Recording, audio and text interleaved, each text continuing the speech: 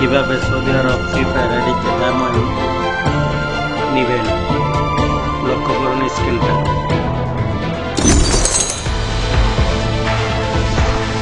Saudi আরব diamond নেওয়ার জন্য আপনাকে একটি মোবাইল সিম লাগবে। এখানে এখন আমি ক্লিক করতেছি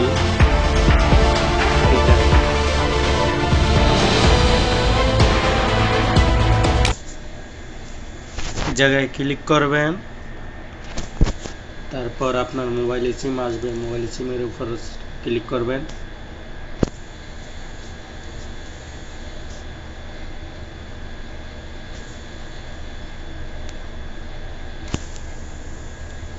তারপর আপনার জিমেল আইডি দিবেন, জিমেল আইডি দিয়ে ক্লিক করবেন, ডায়মন্ড মোবাইলে চলে আসবে।